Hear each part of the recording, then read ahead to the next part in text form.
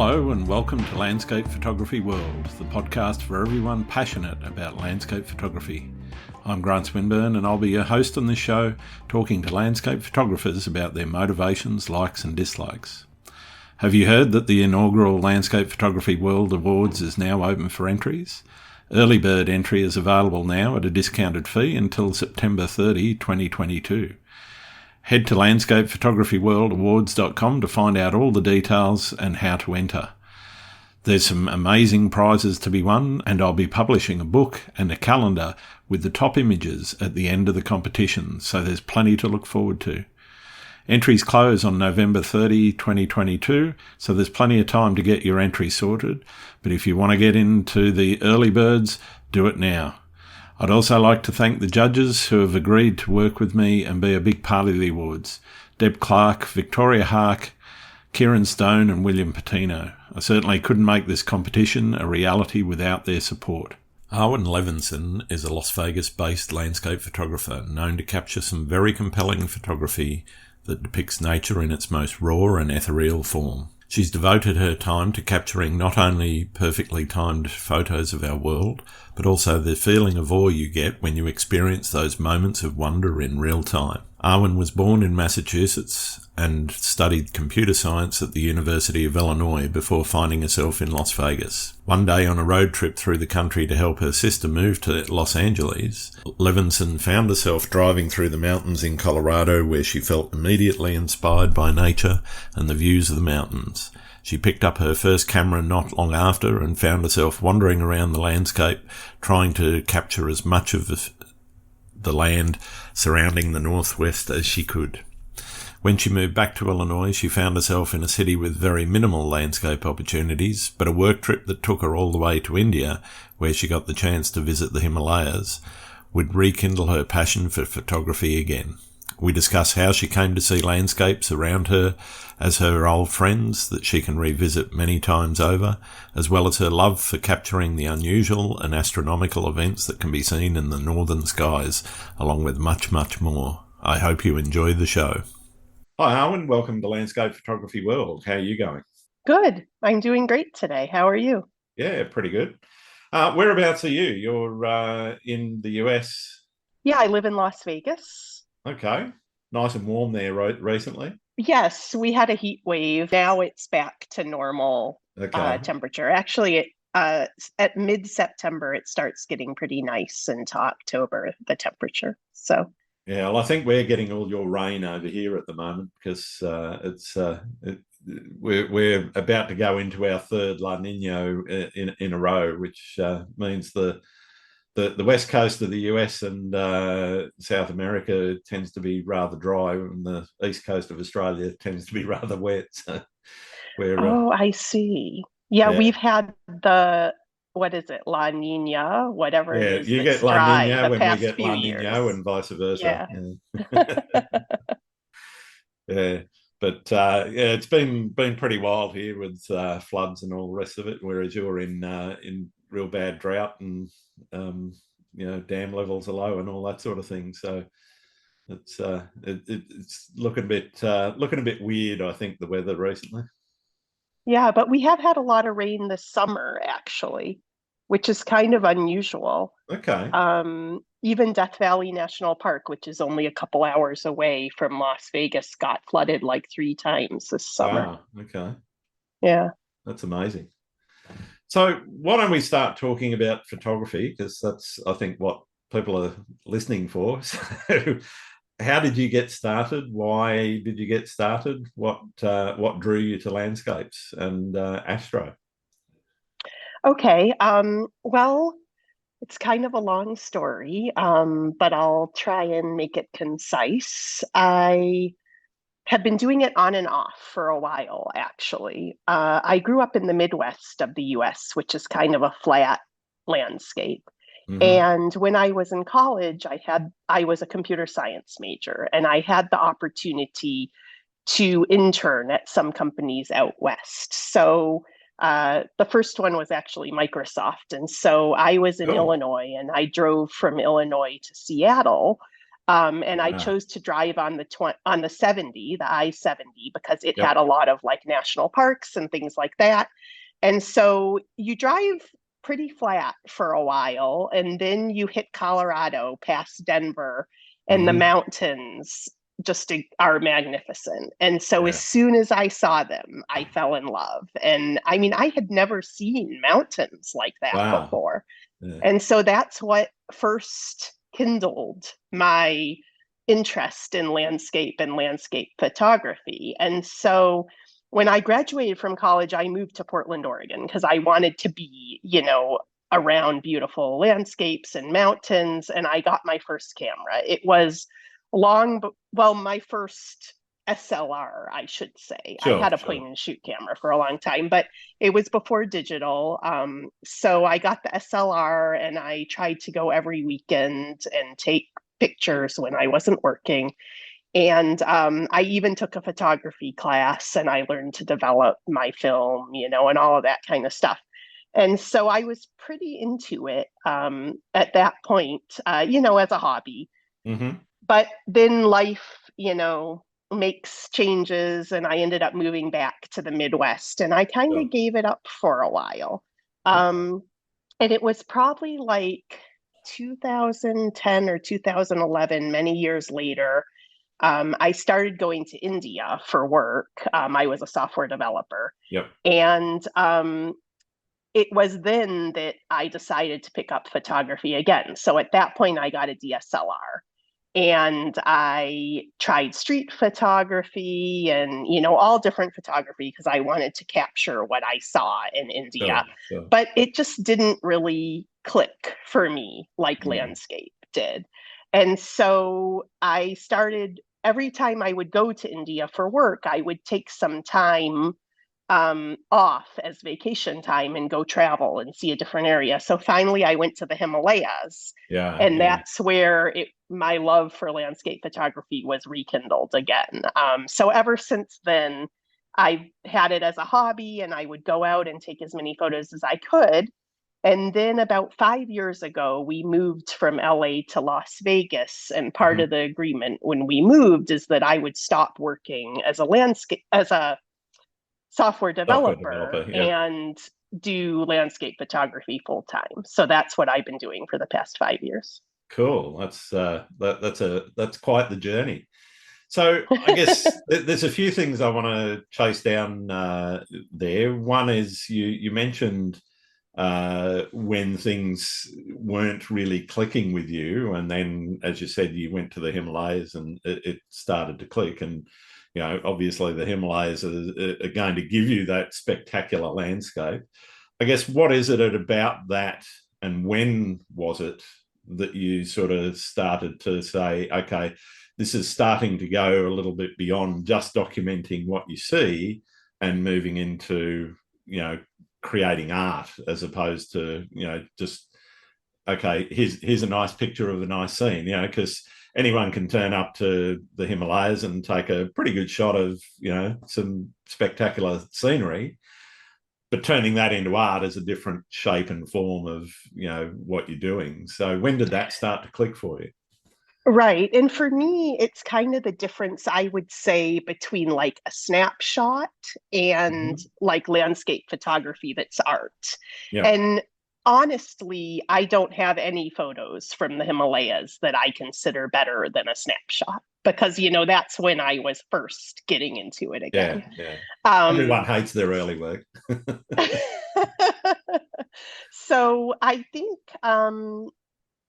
probably on my third visit, I went to this place in the Himalayas called Spiti Valley. Mm-hmm. And I actually took an astrophotography workshop. And that was one of my first workshops that I had taken. Yeah. And it was at that point that I kind of started thinking about um, being more intentional about my photography and planning it and Yeah. thinking about what is it that I really want to capture in Mm. my Mm. photos and how can I compose it in a way that makes it a more striking photo. And so I think that was probably in like 2014 Sure. Um, and I think at that point is when I really started thinking about, um, creating more to my photo than what I would call a snapshot. Okay. So I guess what is it about that that really drew you to it? What are you motivated by? Is it the scenery itself, or is it that intentional desire to create some art? Originally it was the scenery. That's what got me started. But Hmm. now I think it's more when I am able to plan something out and then actually go and create what I kind of had in my mind. I mean, it's not always exactly what was in my mind, but Yep. similar to what I'm thinking of or imagining. Um, it's just the feeling that I get when I am able to actually create that. Mm. I think that really inspires me and keeps me going now. Yeah, great. So it sounds like it's important for you to kind of have goals in your photography. Is that true? And if so, what is your goal, I guess?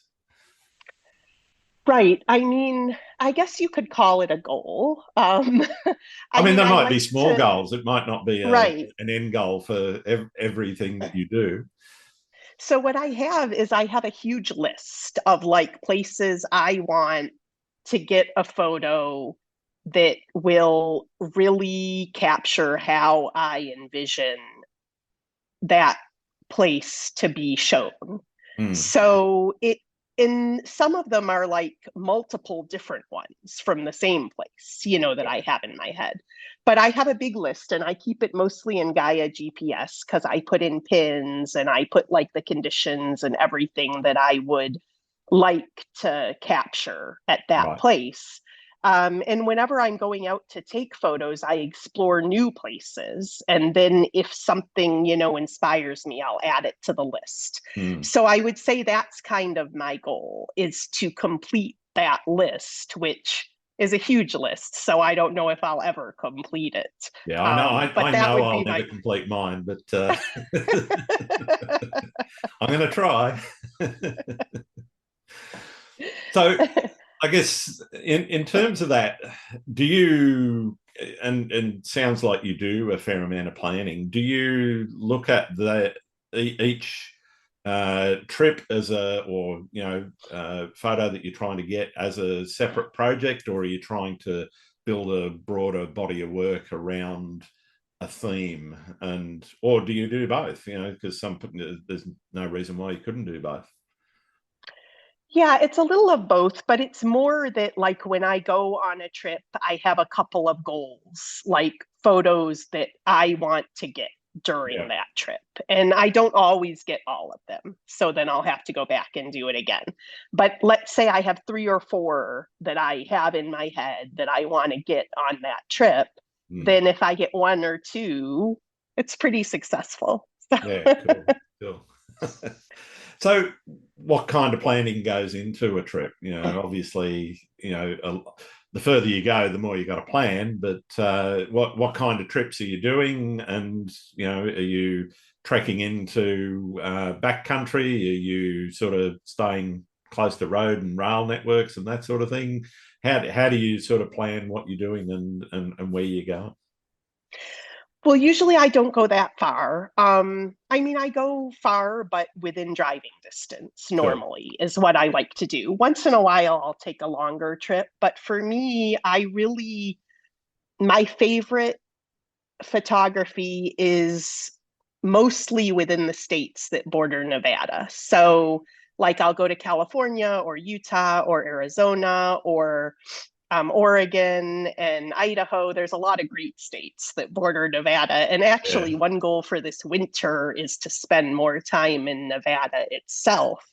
But really, you know, 8 hours of driving, maybe 14 if it's a longer trip, then I'm going to Oregon. Mm. Um, I'm sorry, we need to start this over. Can That's you okay. repeat the question? I completely forgot the question. Sure. Um, I'm just trying to remember what it is. What I might do is just reset. What were I'm we talking about? sorry. I No, no, totally no, no. lost It's my totally train of fine. thought. It happens. Don't worry about it. Um, You, yeah, I it think you was asked me talking about when the I go on planning a and trip. yeah, Okay. well, where you go, but also how you plan for a trip. Okay. So if I start my answer over, can you That'll be make it go perfect. from the Yeah, question? Okay. yeah, Sorry about that. Okay. So I don't usually go that far. Once in a while, I will go on an international trip. But the way I prefer to do my photography is to go to places that I'm more familiar with and that yeah, I've been before. So I mostly go to the states that border Nevada. So I have Utah, Arizona, California, Oregon, and Idaho. I haven't spent a lot of time in Idaho, but in the other ones, I've spent a lot of time. yeah. And so it's usually like, between maybe 8 hour drive at the most. Hmm. To Oregon, it's a little bit longer, and I love Oregon. So I go there a lot. But what I do is in my list of my goals for my photos, I also have like what time of the year it would be best or Yep. what I want to get in that photo as far as like flowers or fall colors or, the season. And so when I have time to go on a trip, I'll kind of look at the weather for the next few days because living in Nevada, it's really great. I can go in any direction and Hmm. there's something different to shoot. So I'll kind of look at the weather and see where it looks best for what I've envisioned. And then I'll go in that direction and I'll try and get some of those photos that I have on my list. So I could have ones some in the Eastern Sierra that I want to get, that's in California, that I Yep. want to get in summer, and some that I want to get in winter, and some that I want to get in fall. So if it's summer at the time, those will be the photos that go on my list Mm. because it looks like it might be a good sunrise and I want to get this spot at sunrise in summer. Yeah. So I kind of have that all planned out in advance. And then, I go through all my options of, what might make a good photo. And then I look at the weather forecast and the conditions, and I decide which one I'm going to do the next day. Yeah. Okay. You mentioned the way that creating the art makes you feel. Is that a feeling that you get in the field, or is it a feeling that you get after you've completed everything and you're happy with the final output? Both. It's totally both. So when I get the photo in the field that I think is going to meet my expectations, it feels great. And Yeah. then when I You know get it you've on the nailed it. computer and I edit it and I get the final thing, it feels even better. Yeah. So, it's kind of both. And for me, it's actually not always only one photo. Yeah. So, Yeah. I will, sometimes blend exposures and, things like that. So, for those ones, the feeling comes more after it's been edited. Yeah. But if I get the shot, like I know it, Yeah. like sometimes I get one that I don't know it till after I edit it, but there's those shots that you get and you know it in the field. And then the feeling is just great right then. Cool. So getting into the field, get into I guess the way you bring about your compositions and the way that and obviously not trying to get into all of the details of one particular photo or anything, but in general, what are you looking for, and how are you working your way through the landscape when you get into the field? Because obviously you've got a bit of a picture about what it is that you've got in mind. It might be a lake with a mountain behind it and you're getting a reflection. So how are you then sorting out, where do I stand, where do I set up, etc.? What is it that you're kind of doing to bring about the compositions that you're putting together? Right. Well, I do hike a little bit, but I'm not like a big backcountry, like backpacking type. Sure. So, probably like a mile and a half, Yep. Yep. one way would be the furthest I've hiked. So most of these places I've been to before. So, like, for example, there's one location where I really like near far compositions. Those are my Hmm. favorite, where I find something in the foreground and something in the background. Yep. And I find those particularly challenging. And I think that's why I like them, because, not only do you have to find a nice organized pattern or something, in the foreground, but it has to support whatever you find in the Yeah. background. And Yep. so it really adds another level of complexity and challenge to the Mm. photography, which I really enjoy a challenge. So I Yeah. think that's why I enjoy it so much. So like there's one place in particular where, I know there might be mud cracks there. And Yep. so I might want to photograph the mud cracks with this butte in the background, but they're only there sometimes, like they're not always there. So if I decided to go to that area on my trip, I'll go check to see if there's any there. And Sure. then I know whether that's something I could even consider. And it's a pretty big area. So, I spend a few hours walking around and looking, and there might be mud cracks, but not ones that I find particularly compelling, or there might not be any, or they might have too many rocks jumbled into them, and then I can't shoot it. So Hmm. I'll go check all the places, and maybe even some new places that I haven't been before, so I can add that to my list. Um, and then if I find something that I think is compelling, I wait for the right conditions Yeah. to be able to shoot it.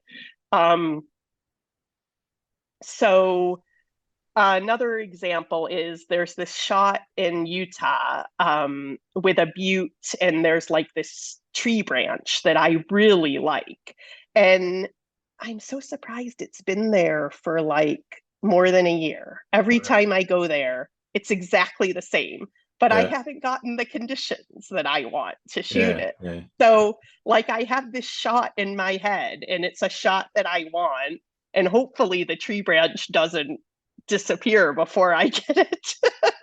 But it's that kind of thing. Then sometimes I'll go somewhere and it'll be completely different, than Mm. it was when I was there Mm. before.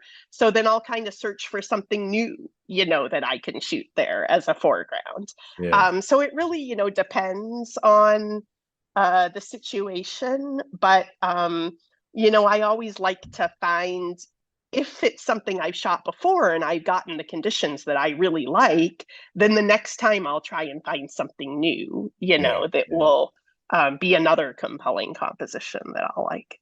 Yeah. Cool. What are you trying to communicate with your photography? I think for me, well, first, it's the beauty of our Earth and the universe. But, Hmm. I think every landscape photographer could say that.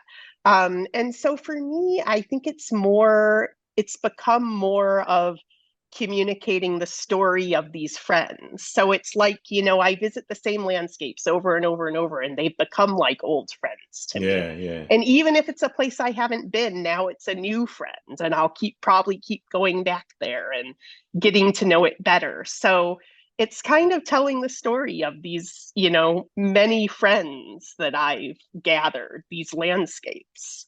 I really like that analogy. That's fantastic. That's cool. How would you describe your style to somebody that's never seen your work?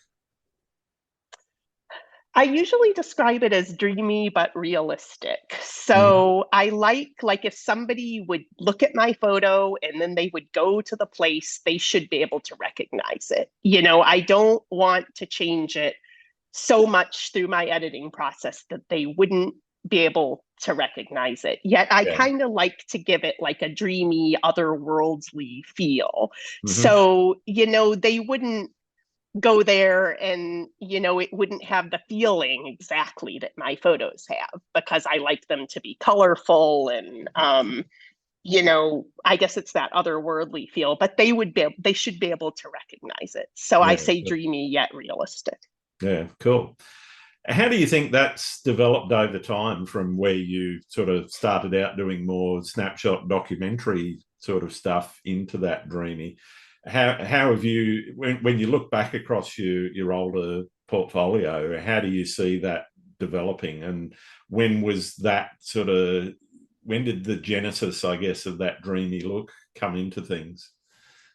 Right. I really think it's only been the past few years, maybe like 4 years. I think Mhm. it's when I really started focusing on, doing photography full time, maybe a little bit before that. But of course, it was gradual over time. And, I'm just really attracted to like dramatic skies, whether it's a stormy sky or a sunset or sunrise or clouds.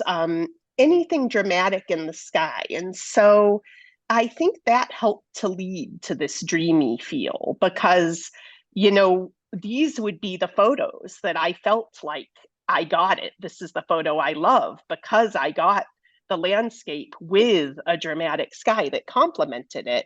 Sure. And so that led to kind of a colorful, and helped me to achieve that dreamy feel. Mm-hmm. In terms of where that style is going, are you trying to extend, or are you comfortable with where you're at? Is it something that you're experimenting with? Well, I would say that I like where I'm at, but I always am trying to push myself. So Mhm. one thing is for a long time, I was mainly only doing, sunrise and sunset and Yep. astro. And now I've found myself more drawn to like stormy skies and Yeah, yeah, rainbows and, things like that. So that's something kind of new for me. But it really does go into my whole style that I already have. It just extends it a little and it's helping me grow. And it's hard. I mean, mm, I think it's harder to get good photos in those conditions because not only do you need the stormy sky, I think, but you also need the light. So you're yeah, only going to get it like on the edge of a storm. yeah, yeah, Um, yeah. so Your yeah, flat it's grey yet another overcast isn't going to challenge. cut it. Right. So it's another challenge, Yeah, to try and get that also. So I still love the sunsets and sunrises. yeah, yeah, But here's a new thing now that I'm, exploring and trying to capture. And so I'm sure after this, there'll be something else as well. yeah, yeah, sure. Um, I want to talk a little bit about the lifestyle choice. Obviously moving to Las Vegas, and as you said, part of the deal was you got to go full time. Um, how is that sort of shaping in terms of building that into a business? I'm assuming that's what you're trying to do with it, or is it still you know um, more on the amateur side of things? And by amateur, I don't mean in terms of the quality of the work. I mean in terms of the whether or not you're getting paid for it. Right. So the first few years, I was definitely just trying to improve and build my portfolio. And since it's only been about 5 years that I've been doing it full time, that means it's only been a couple years that I've been building the business. And so what I have done, I thought I would do workshops like a lot of people do workshops. Um, and I have been doing private, like one-on-one Mm-hmm. workshops, and I really do enjoy doing those. So I mostly do them in Death Valley because I have the permit to do it there. Yeah, And also in a couple parts of Utah, I have a permit for it as well. And so I have been doing private workshops and I really enjoy doing that. But I think probably the group workshops isn't for me. I tried doing yeah, that a couple times and I think I just prefer the one-on-one where I can give the person full attention yeah, and yeah. also that it's kind of a shorter time period, like just one sunset or astro or sunrise, versus like, a long group workshop. Mm, Um, I've also been selling prints, and then recently I've been selling NFTs. So that's sure. another way that I've been able to monetize Yeah. Okay. my photography. how obviously people want to know, how's it going? Is it are you finding success, or is it still something that you're growing? I'm still growing it. Yeah. Probably I'd say, at this point I'm like breaking even Yeah. money Yeah. wise. But I mean, that's to be expected the first couple years of running a Sure. business. So Sure. Well, I'm not many definitely businesses make money in year one. right. So I'm definitely still, I feel successful. Yeah. One of the things that everybody wants to know, and I'm not asking for specific numbers here, but how do you price your work? What goes into the thinking around your pricing, both for your workshops, but also for the prints and NFT sales? Right. Well, for the workshops, I think I'm pricing it a little bit on the low side still, because I feel like, I'm just getting started. And Mm-hmm. so I'm not as big a name, but I do have a lot of valuable things to teach. And so I think that people who take workshops from me can really get a good deal, Yeah. because I think my pricing is very fair. And the places that I teach the workshops, I know so well. So if their goal is like to go to Death Valley, they've never been there before, and they just want someone who can, show them the best places to shoot, that's one option. But I really do enjoy the teaching. Mm. So, I mean, I want to help them find the composition, that they, if that's what they want to learn. So it really is up to the person. But I think that, the price, I priced my workshops a little bit lower, but not, like Yeah, way yeah, undercutting, you're just not discounting. because, Yeah. right. Just because I'm getting started. And so, then the prices will go up, Sure. as I do it more. And then for the prints, I just took the prices that SmugMug gave me, and it's been going well. So I'll just keep going with it. Fair enough. Fair enough. And for the NFTs, I try and price them similarly to the prints, except that I can only sell each photo once Yeah. usually. So Yeah. it's a little bit higher, than it would be for a print that I could sell, many of Yeah. them. So yeah, most photographers, particularly doing this on their own, the struggle is being not only the content producer, so you've got the production line of new content to create, you've got then the production line of marketing to create. How do you juggle all of the balls that end up in the air when you I guess trying to run it as a business? Yeah, it's really hard. And I'm not a very good marketer. So that's something I'm working on. I've been reading books and, trying to learn more about how to do that. But luckily, I've grown a pretty good Instagram. So that's what I've gotten most of my workshop clients from. Okay, cool. And now on Twitter, I've gotten a few from there. Like I'm actually doing a workshop tomorrow in Red Rock Canyon. Well, not in Red Rock Canyon because I don't have a permit for it, but Yeah. near Red Rock Canyon. I like to follow the rules. So, but near Red Rock Canyon. And that was someone from Twitter who, is just beginning with their camera. So I'm going to Yeah, teach yeah, them, yeah. how to use the camera and stuff. So, it's been a little slow, I think, because I don't have those marketing skills. Mhm. But I'm learning and I think I'm doing better and it's picking up a little bit. Yeah, excellent. Good to hear. What, I guess, could somebody expect in one of your workshops in a one-on-one? What are you offering, and what are they going to experience when they're with you?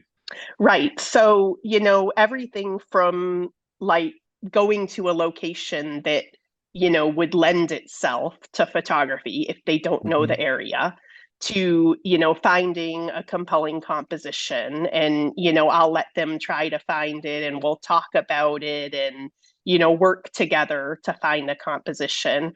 And it really depends, like if we're shooting into the sun, then I can teach them what I bracketing, like how I do that to get more dynamic skies. And even, I've done a lot of online workshops during COVID where I would teach them Okay. how I plan and how I use the apps to look at the weather. Yep. And that's something I love doing. Mm. Planning is actually one of my favorite parts, and I really enjoy teaching that. And then, I do astro as well. So, how to focus on the star, what settings to use. I don't really teach tracking yet because I'm just getting into tracking, but Yep. I teach how to get full detail in your foreground landscape when you're doing astro. So, Yeah. I mean, you could use a blue hour blend, or you could do a really long exposure at night, which is what I prefer to do to get Hmm. the light from the stars. Although it kind of depends on what my subject is, Yeah. which I do. But in astro, I would teach all of that. And then, if they want, we can do an online session afterwards to put it together and do the editing. Right. So, I really talk to the person and, figure out what it is that they want. If they're Mhm. more of a beginner, maybe they just want to learn, how to use their camera and the exposure triangle, and Yeah. those kind of things. But it's been more people who know how to use their camera, but they want to take that next step, are most of the people I've had for workshops. Yeah. Right. Okay. Cool. Where you live sounds like influences where you shoot to a certain degree. One of the things I'm really interested in is that link between uh, location, opportunity as well, but also technique. And do you find that where you live and where you go to shoot influences how you shoot?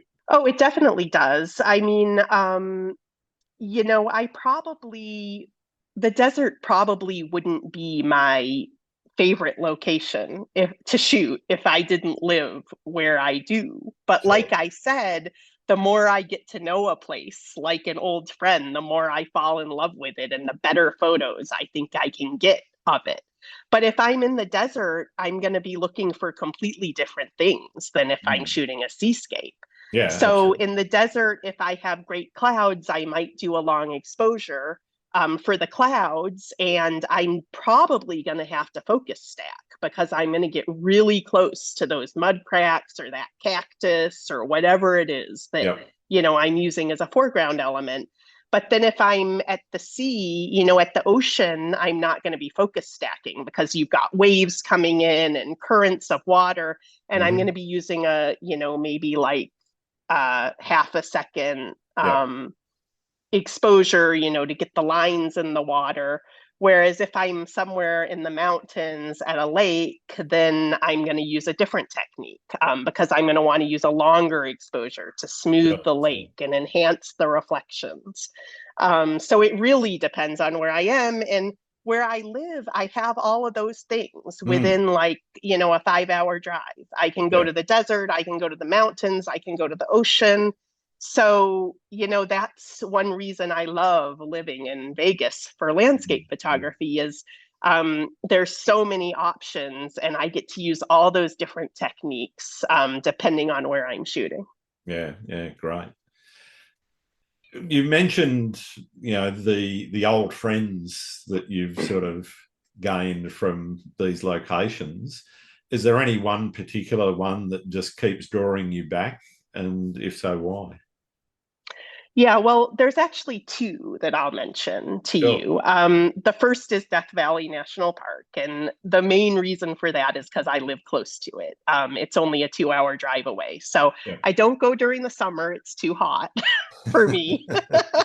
But probably starting in October, I'm dying to get back there. I'm like, Yeah. starting in October, it should start cooling off a little bit.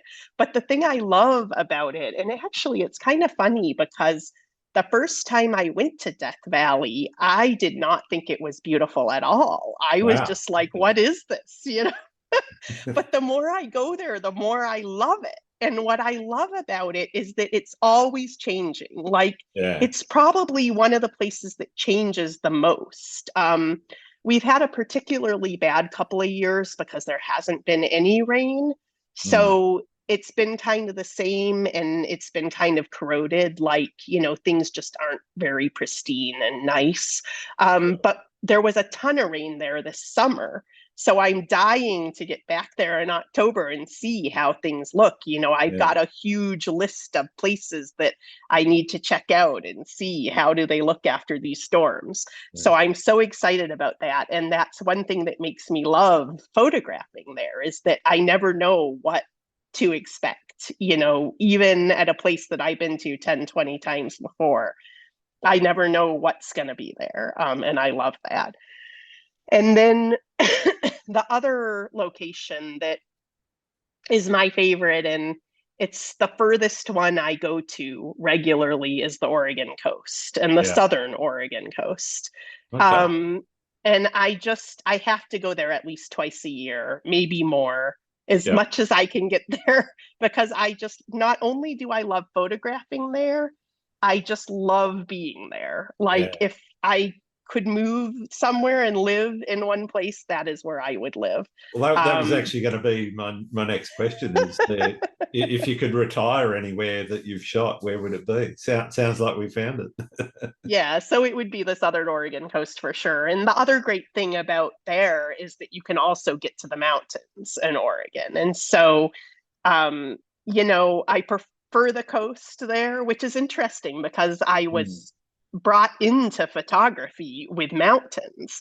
But now I actually kind of prefer shooting on the coast over the mountains. And I think it's because, the waves are always changing, and you can always find a way to make the waves into a new composition, Yeah, and the flows of the water.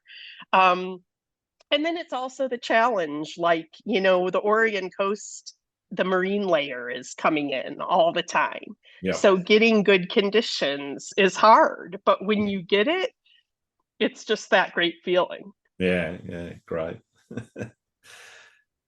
What's the most memorable experience you've had while taking photos?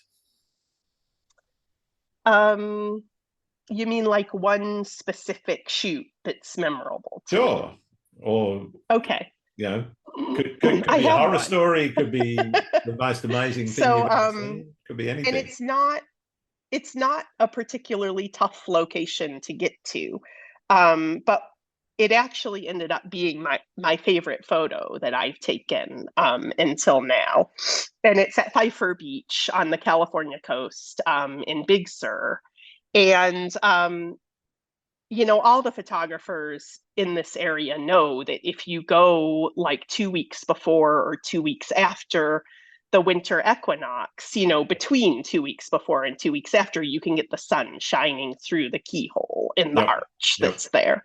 And so, I had tried so many times to go there. And, one thing that I'm always looking for is to get something that's uniquely my style. Like, I don't want to go there and be in a line with 20 other photographers far back from the arch, Yep. taking a photo, because I'm not going to be able to get the photo that's the one that I feel like is really my photo and really Yeah. unique to It's me also and the way never I've fun. envisioned it. It's also never fun jostling your tripod like legs over one another as well, you know. Right. And so most times when I've gone there during that time, it's been like that, Yeah. like so many people there, and you just can't get the photo that you want. And so this one time I was going with my family, um, because we were going to go for Christmas and visit some friends who live near San Francisco. And to get there, we decided to drive up the coast. And this was after I had tried many times to photograph this phenomenon. And like I said, there were always all these people. So while we were driving, it was raining, pouring rain, a huge Hmm. storm the whole time. And that's a little iffy in that area because they have Sure. landslides, and, a lot of times the road gets ruined and stuff. So it was kind of a fun adventure with the family, to be driving through this big storm in Big Sur.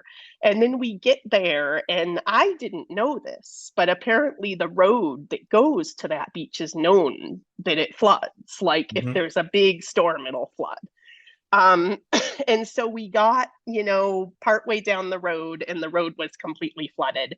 But luckily, we have a truck that has very high clearance, Yeah. and another truck had actually just gone through before us, so we just drove through the flood. And there was hardly anyone on the beach. I was the only, there were a few other people there, but I was the only photographer. And just as I started shooting, the clouds started clearing and the sun came out. And it was like one of the, like when a storm is just clearing and you get Yeah. that perfect light. And for a while, I didn't think I would get enough sun to get it through the middle of the keyhole. But just in time, the sun came through and I got the shot. And just everything about it was magical. That I was the only person there. The tide was exactly right, that I could get it wrapping around the waves. And, I had wrapping around the rocks, I mean. And, I had planned that it would be the right tide when I got there. And Yeah. also, I had seen on the weather that it looked like the storm might be clearing right around sunset.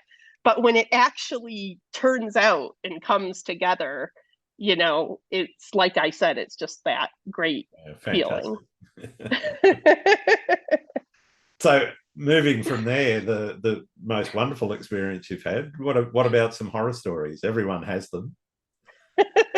Well, I try not to remember them. Can't say I blame you. um, this one is hard for me. I mean, there's so many times that I don't get the photo and it doesn't work out, Sure. or I, almost get hit by lightning, or I don't know, but I just can't think of a specific, That's okay, no problem horror story to tell you. Well, actually, I do have one. Actually, I am thinking of one now. Right. So, this is this is when I went to North Lake in the Eastern Sierras, and it actually wasn't that long ago. And I actually did get great conditions, like the conditions exactly that I wanted. But right before I was going to get the shot, my camera fell off the tripod. Ouch. And landed in the lake.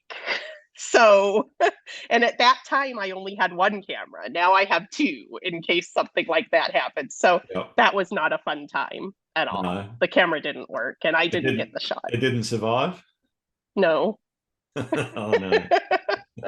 What about I did have insurance, so that was fine. But I wasn't able to get the shot and I had to cut the trip short because I didn't have a camera. So never fun when you lose a camera. Right. I mean, that's one reason now I carry two. Oh, actually, I have another interesting story I should tell you.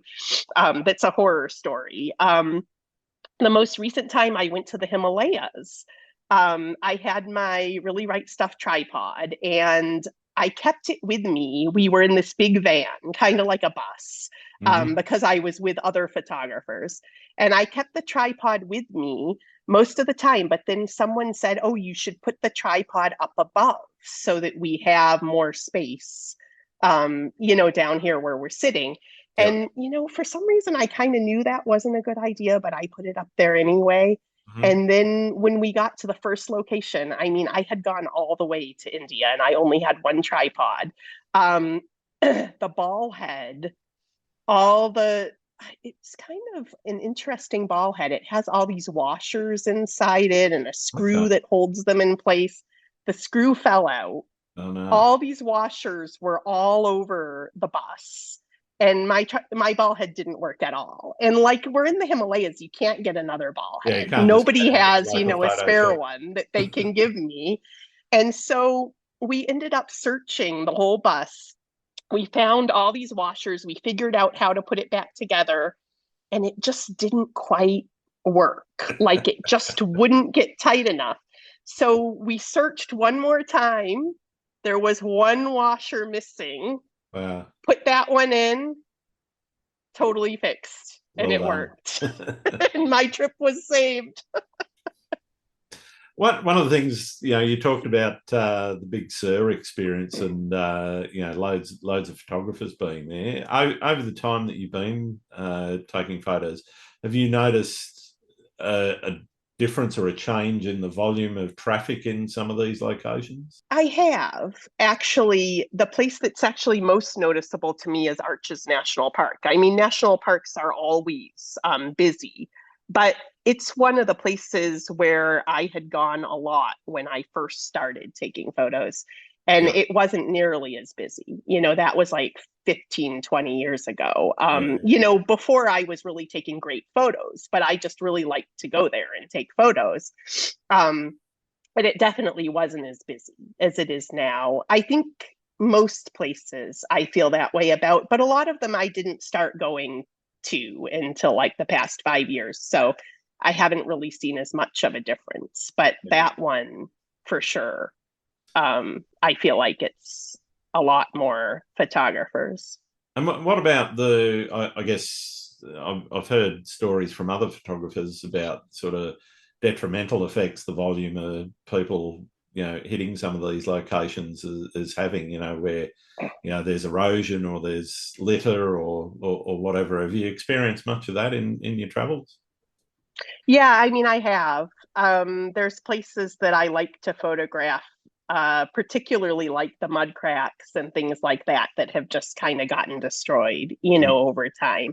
But luckily they get refreshed and then I find new ones, and that's fine. But I definitely have seen things like that. And the mud cracks aren't like, I mean, I don't feel that bad about them getting destroyed because they will get refreshed. It's not Sure. like flowers, if they trample on them, they may never grow again. Yeah, yeah. One thing that's particularly saddening is, I don't think that's a word, that's particularly sad is there's an area in Utah where there used to be these beautiful flowers, and then they opened it up to ATV travel. Oh, So wow. now there's not any flowers there. So, that kind of thing is sad. And, Yeah, you feel like, um, it's kind of a shame, but things happen. yeah, definitely. What have you learned about the world through photography? I mean, I think I've definitely become much more observant and detail oriented as far as, learning to look for compositions and to pay attention to the little details. And so I think that's carried over to my life in general. I'm definitely much more observant than I used to be. Um, And also, I think it's given me more patience, like, Okay. the patience to keep trying and to wait Mm. for the conditions to become just right, Yep. is definitely something that photography has instilled in me. And then it's also pushed me out of my comfort zone. Like, there's things that I've done for photography that I probably wouldn't have done if it weren't Okay. for it. Like hiking further than I would, or Yeah. Yeah. going deeper in the waves up on the rock than I Yep. otherwise would have. Things that can sometimes scare me a little bit, Sure. um, it's kind of good, I think, to get it outside of your comfort zone sometimes. Oh, absolutely. I think stepping outside your comfort zone's an important part of growth, and it certainly helps. I know it helps me, in terms of going places. I climbed up a. It's not. We don't have mountains like you guys do, so but I climbed up a mountain the other day actually, and it's only about 600 odd meters, but it was very steep, so it was something that took a bit of effort, but the views at the top well worth it, and that's the thing. Right. You kind of got to get out of that, you know, taking the easy route or just going to somewhere that's always familiar to you to get out there and extend yourself, I think. Yeah, and then the other thing, like camping, I had never really camped, and Mm. definitely not alone, until I started doing photography. So just a lot of things that, it's really motivated me to do that I otherwise wouldn't have. Yeah, sure, sure. um Talking a bit, you talked a bit about the process in the fields and setting up. you've got the shot. Let's talk a little bit about processing. I don't want all of your processing secrets or anything, but are you the type of photographer that gets home, gets straight onto the computer and starts editing, or do you let it sort of gestate for a while before you get into it? I let it gestate for a while, and it's not always intentional, but I just Yeah. have so many things to do that sometimes it takes me a while to get around to edit it. And then also, I kind of have in my mind what I want in the end, but Mhm. sometimes I end up starting over a few times. Yep. So that makes it take even longer, for me to get to a final photo. Yeah, yeah. What are you doing in terms of processing? Obviously, you mentioned focus stacking, and are you doing multiple layers, lots of composites, lots of work in Photoshop, or is it largely in Lightroom, or a combination of the two? So the more I get into editing, the less I use Lightroom. I mainly just use Lightroom, to organize the photos, Hmm. and, I adjust a few things at the beginning, but then I bring it into Photoshop and I do most of my editing there. And I wouldn't say I end up with a ton of layers, maybe like 10 to 20 would Yeah. be, a normal amount of layers that I would have.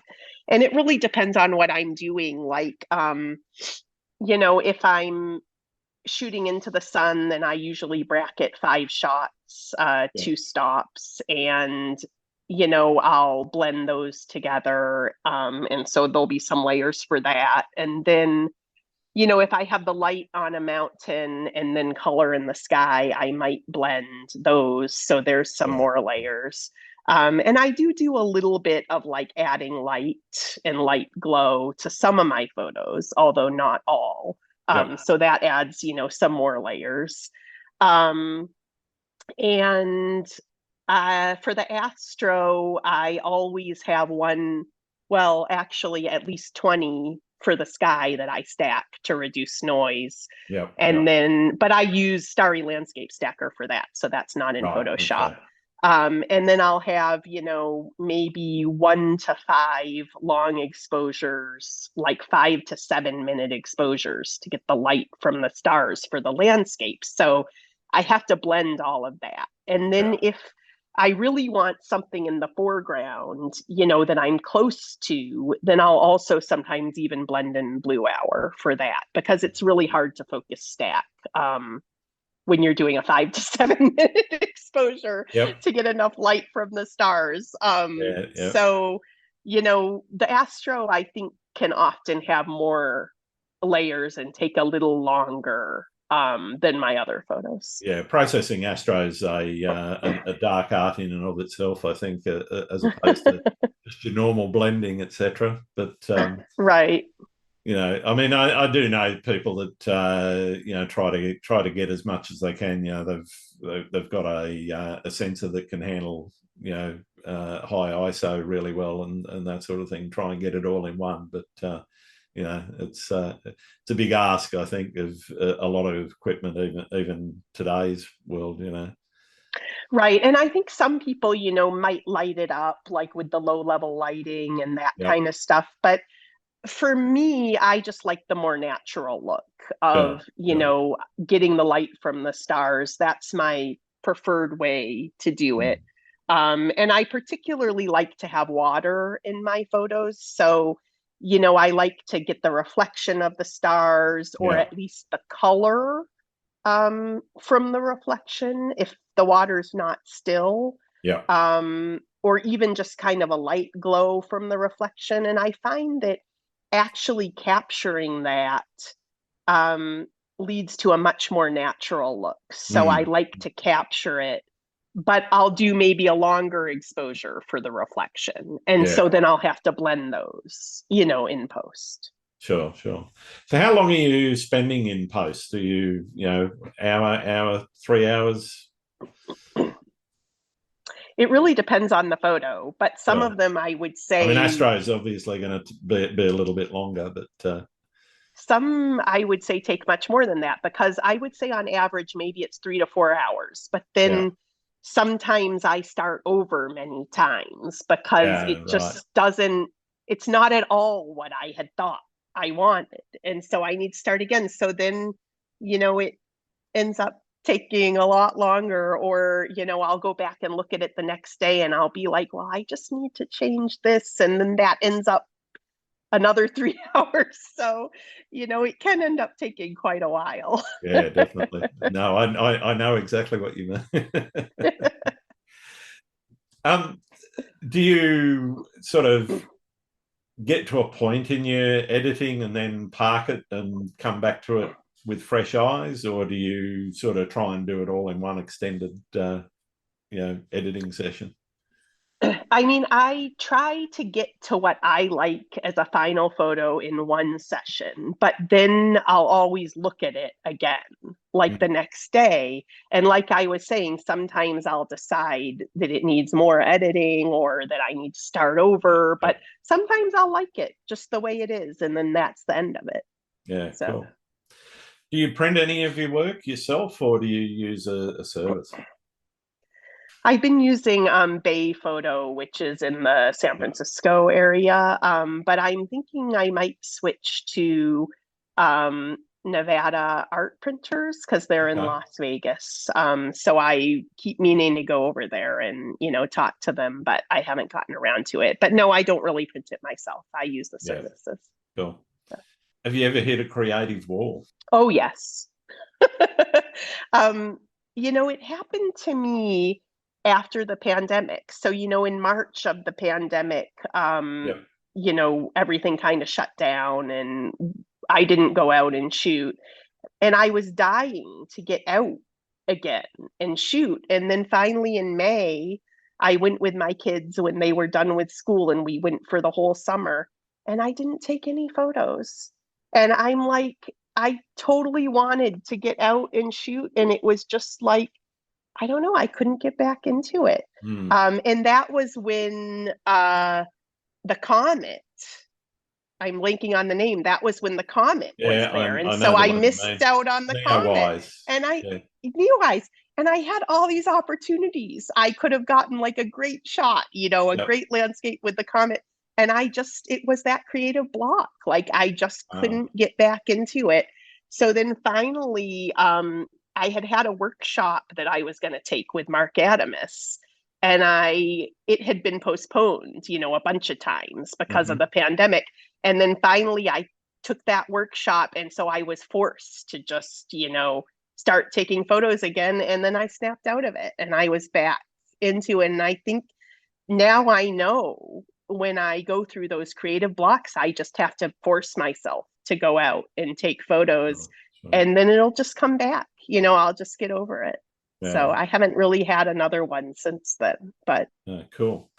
What do you see as the biggest challenge facing photographers right now? I think it's getting your work seen. Like I said, I'm not good at marketing, and I don't know, maybe some are really good at it. But for me, I'd say that's, a big challenge is Mm. being able to market yourself and get your work seen and um, get yourself out there. There's a lot of photographers. It's a, competitive marketplace. So I Definitely, think yeah. that would be it. Okay. What do you see as the future of photography? Hmm. I mean, I think cameras are just getting better and better and better. And Yeah. so we're really going to be able to do so much more with photography. Like maybe I will be able to get what I consider high quality astro in a single photo someday because cameras will be so great. Mm. So I think there's a bright future. I mean, some people would say, oh, well, the cameras on phones are getting better, so everyone's going to be taking photos. But I kind of see it the other way around. Like, in order to really create great photos, you need to be intentional about it, no matter how good your camera is. So Totally. I think by having better cameras, it's going to give us even more opportunities to capture even better things that we couldn't even dream of capturing before. Mm. Mm. Where do you see the place of AI in photography? There's a lot of hype around the ability to chuck a few words at a computer and it generates an image. And I've seen people doing combinations of photography and AI. Do you see threats from that in any way? I don't really see it as a threat. I see it as another art form, kind of like, I think painters kind of were scared of photography, but Sure. a painting is different from a Yep. photograph. And so I think it's the same way with AI. It's just another art form that, is coming around, but I don't think it will, make photography less or not as good. There's always space for new art forms. Mm, mm. I I agree to a certain extent. I think probably in the realm of some of the commercial photography, I think there's risks there for commercial photographers. So, let's say, a large cola manufacturer, for example, wants some product shots. They could just say, all right, a green can with a certain logo, etc., and produce their own, lit a certain way, produce their own work without referring to a photographer. They could just type some words in, and the computer may spit some stuff out for them. But I think beyond that, I don't see it impacting. And I agree with you in terms of particularly landscapes. I think there'll be some very interesting mixes and blends of the two art forms. It'll be an interesting space to watch, though. Yeah, yeah, it will be. And I see what you're saying about like product photography and things like that. But yeah, as far as like as an art form, I think that there's space for both. But yes, in Yeah, I commercial think the human photography. element in Yeah. the art form is never going to disappear. Human creativity is going to continue regardless of what happens, unless our robot overlords come and crush the species. Which I think is a possibility too, but that might be a little way off. Hopefully, if you weren't a photographer, what would you be? I'd probably just still be a computer programmer, which is what I did before I started photography. Cool. So yeah, I mean, I liked doing that as well. So, Yeah. And what do you like to do when you're not shooting or creating? um, well, I mean, a lot of my time is taken up by, planning my photos and thinking about what I want to photograph. Mm. But in other time, I like to hang out with my family. I have two daughters and a husband, and my dogs. I have two dogs. Yep. Um, and I mean, my favorite is to hang out with them and go on a trip Nice. photographing so that I can have the best of both worlds, but I can't always do that. I like current events. I watch the news and I like to read, listen to music. Mm-hmm. So yeah, I have a lot of things I like to do. I don't really watch TV or anything like that. I try to, I mean, except for the news, I Sure. try and focus it on other things. But Yeah. Yeah. I like to eat. Food is probably one of my favorite things, especially at nice restaurants. So yeah. Very nice. Very nice. We've all got our inspirational photographers out there. Who do you have that's inspiring you at the moment that you think I should be talking to? Okay. Well, one of my biggest inspirations is Mark Adamus. I Sure. mentioned that I did a workshop with him, and I think maybe have you already spoken to him? No, not yet. Oh, Oh, he's okay. on my list. Okay. So my style is very different from his. I mean, there's some similarities, but just he's very inspirational and he's a great teacher. So a lot of what I've learned from him. So he's a big inspiration. And then I also really love Michael Shainblum's Mhm. photography. Um, his is a huge inspiration for my Yeah, photography. fantastic. And he's does more time lapses now as Yeah, well, which is also an interesting aspect. definitely. So right now, those are probably the two who have been inspiring and influencing me the most. All right, fantastic. Thank you for that. I've got one more question for you, and for many of my listeners, it's the most important one I can ask you. Do you like pineapple on pizza? Um, I don't order it, but if I were hungry and that were the only pizza, I would eat it. I'm with you on that. Fantastic. All right. Well, thank you very much for taking the time out to talk to me today, Arwin. It's been really wonderful getting to know you a little bit better and learning more about what you do. Where can people find your work? Okay, well, I have my website, which is photographybyarwin.com, and that's where I sell my prints. But if you want the overview of all of my photos, Instagram is the best place to look, which is arwin.l. And the reason is because I put more photos on there than Oh, anywhere else. It's only some of those that make it as a print to my website. And then if you want to see like my latest work, you can, follow me on Twitter because I tweet a lot of my latest work there. yeah, But Twitter I mean, it's easier to see it in a gallery format on Instagram. definitely. Yeah, yeah. Um, so All right. Thank you very much.